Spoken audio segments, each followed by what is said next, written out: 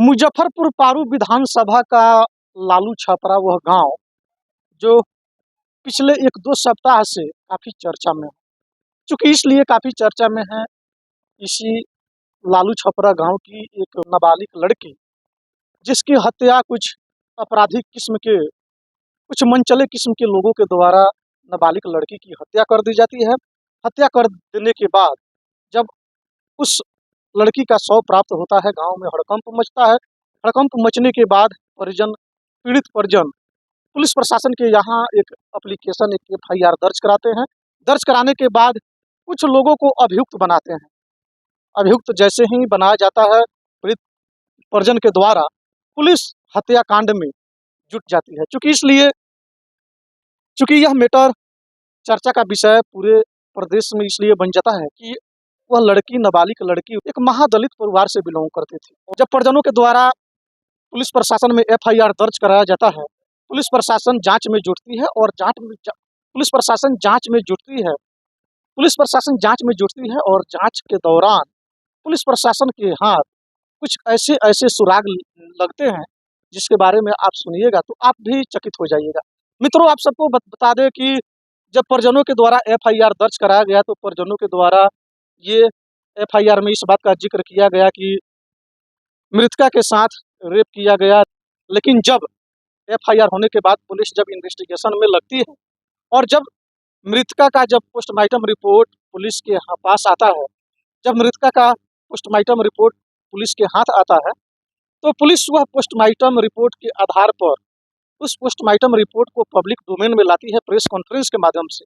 और press conference जब police करती है तो पोस्टमार्टम रिपोर्ट के अनुसार पुलिस के द्वारा बताया जाता है कि उस लड़की के साथ नहीं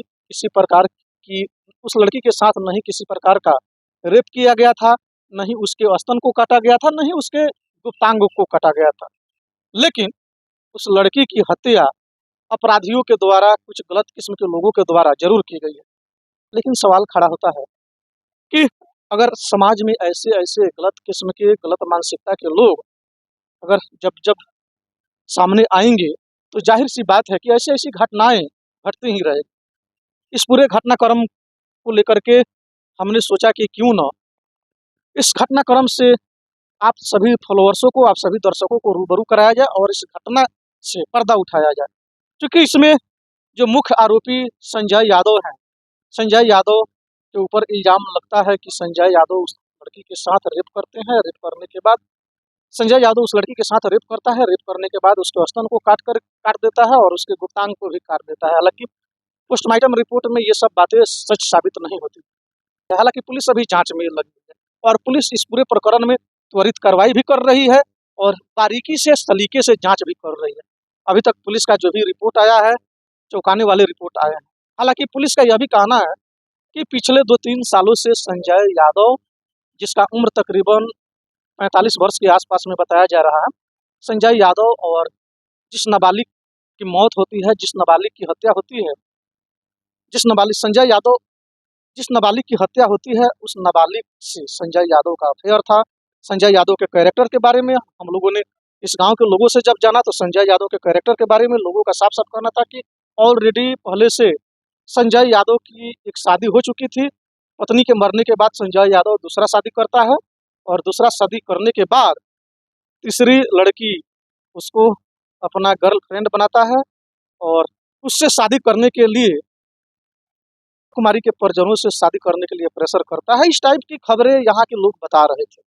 लेकिन हकीकत जानने के लिए जब हम लोगों ने सोचा कि क्यों न पीड़ित परिजन से मिला जाए और पीड़ित परिजन का स्टेटमेंट लिया जाए और सच्चाई जानने का प्रयास किया जाए, जब हम लोग यहाँ आए लालू छपरा गांव, जो कि मुजफ्फरपुर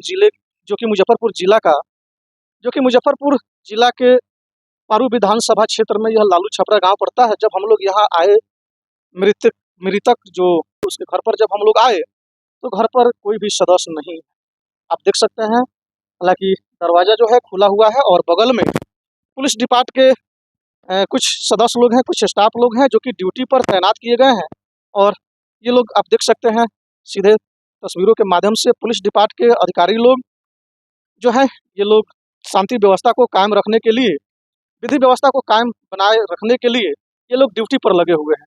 हम लोगों ने सोचा कि क्यों न मिलकर पीड़ित परिजन का स्टेटमेंट लिया जाए, लेकिन पीड़ित परिजन अभी घर पे मौजूद नहीं है। शायद हो सकता है कि इसी केस के सिलसिले में मुजफ्फरपुर डीएसपी के पास या एसपी के पास या थाना प्रभारी के पास या किसी पुलिस डिपार्ट के अधिकारी के पास गए हों, लेकिन फिलहाल घर पर कोई सदस्य नहीं है, ताकि हम लोग उन लोगों से मिले और उन लोगों का क्या कहना है, पीड़ित पक्ष का क्या कहना है, यह हम लोग जानने का प्रयास प्रयास करें। लेकिन फिर भी हम लोग कोशिश करेंगे कि किसी तरह पीड़ित पक्ष से मिला जाए और पीड़ित पक्ष का स्टेटमेंट लेकर के अपने न्यूज़ चैनल के माध्यम से आप दर्शकों तक पहुँचाया जाए और सच्चाई से आप लोगों को रूबरू कराया जाए।